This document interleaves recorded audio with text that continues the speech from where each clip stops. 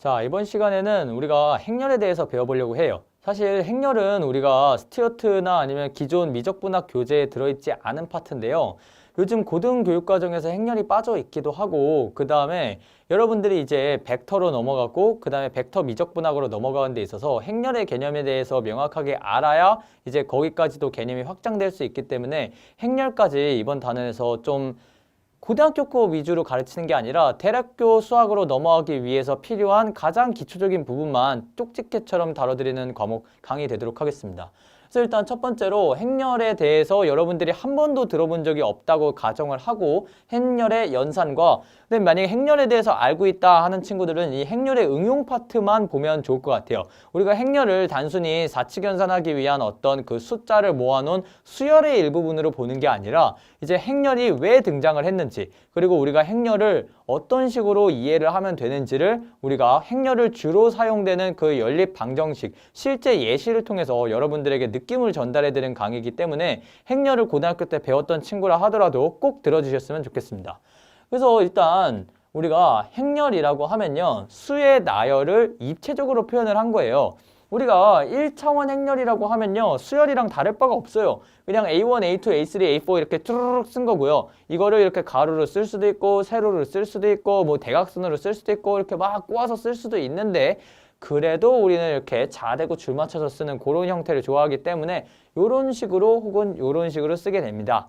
그리고 이게 실질적으로 나중에 어떤 계산을 할 때도 굉장히 유용해요. 여러분들이 만약에 매틀랩이라는 프로그램을 경험해 본 적이 있으면 그게 굉장히 여러분들에게 행렬을 쉽게 다가가게 할 수 있는 그런 프로그램인데요. 마찬가지로 매틀랩이 이렇게 뚜뚜뚜뚜뚜 인기를 보고 뜬 이유는 행렬이 그만큼 우리 일상생활에서 일상생활까지는 아니고 우리의 그 공대 일상생활에서 유용하기 때문이죠. 자, 일단 행과 열이 뭔지에 대해서 항상 헷갈릴 거예요. 저도 막 맨날 할 때마다 헷갈리는데 어떻게 하면 헷갈리지 않는지 알려드릴게요. 자, 일단 이름이 뭐예요? 행열이죠. 그러면 앞에 나오는 게 행이고 뒤에 나오는 게 열입니다. 자, 그럼 행은 뭐고 열은 뭐냐? 요렇게 화살표가 돼 있다고 해서 얘가 행이 아닙니다. 요 화살표로 내려갈수록 행이 숫자가 커진다는 의미예요. 그래서 결과적으로 요게 첫 번째 행, 요게 두 번째 행, 요게 세 번째 행이 되는 거죠. 그래서 보세요. A1,1 첫 번째 행이니까 1이죠. A2,1 두 번째 행의 첫 번째 열이라는 거죠. 자, 그럼 여기 이상한 애매한 위치 찍었을 때 얘 뭘까요? 위에서 세 번째 칸, 왼쪽에서 두 번째 칸이니까 세 번째 행의 행열이라 그랬죠? 두 번째 열입니다. 자, 이번에는 이제 행과 열이 헷갈리죠? 이게 행이냐, 이게 행이냐 헷갈리는데 자, 이거는 우리가 초등학교 때 혹시 아니면 뭐 군대에서 줄 섰던 기억 생각해 봅시다. 우리 아침 조회할 때 줄 서면 어떻게 쓰죠? 여기를 바라보고 여기가 이제 구령대, 이제 여기에서 우리 중대장이나 아니면 교장 선생님이 이렇게 서 있습니다.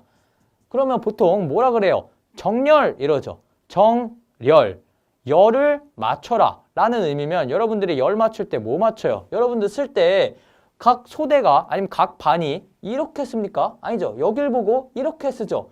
그럼 정열, 니네 반 안에서, 니네 소대 안에서 줄 맞춰라 이 얘기죠. 그러니까 요게 열이란 얘기입니다. 그럼 나머지는 남는 건 뭐야? 행이겠지. 이런 식으로 외우면 저는 조금 안 헷갈리는 것 같아요. 그런 식으로 이제 여기 보고 줄 쓰는 게 열이고 나머지는 행이고 그 다음에 여기 안에서 A, I, J라고 쓸 때는 행열 이래서 이거는 I번째 행에 J번째 열 요런 식으로 되게끔 여러분들이 행렬을 이해하시면 아마 기억이 조금 오래가지 않을까 싶은데 여러분들이 좀 더 좋은 방법이 있으면 여러분 나름대로의 방법을 만들어서 외우는 것도 괜찮아요.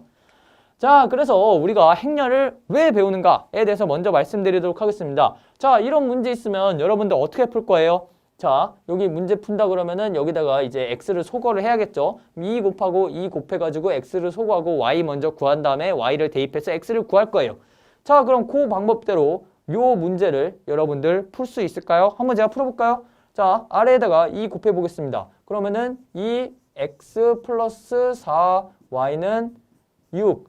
이 1번이고 이게 2번이면 여기 1번에서 요거를 빼볼게요. 그러면 x 뺐어요. 오, x 날라갔네. 땡큐. 그럼 y 남겠지? 오씨 뭐야, y도 날라갔네. 그럼 6 뺐어. 6도 날라갔네. 오씨 뭐야, 날라가서 하나씩 날라가서 좋은 줄 알았는데 결과적으로 0은 0이네. 뭐 0은 0이지. 아무 도움이 안 되는 얘기인 거잖아요. 뭐야, 그럼 이거 못 푸는 문제네? 아니 분명히 미지수 2개에 식 2개면은 연립방정식 풀 수 있다 그랬는데 왜 못 풀까요? 요거를 이제 행렬이 있으면 여러분들이 실제로 이렇게 2 곱해서 이 짓을 안 하고도 알 수 있어요. 왜냐? 이 위의 식은 아래 식이랑 똑같은 놈인데 그냥 곱하기 2만 돼 있는 놈일 뿐인 거예요. 그래서 이거를 좀 이따가 설명을 드릴 건데 만약에 행렬로 한다라고 하면은 2, 1, 4, 2의 x, y 요런 식으로 돼서 이게 이제 6, 3 요런 식으로 여러분들의 연립 방정식을 어떤 행렬의 연산 형태로 표현을 할 수가 있습니다.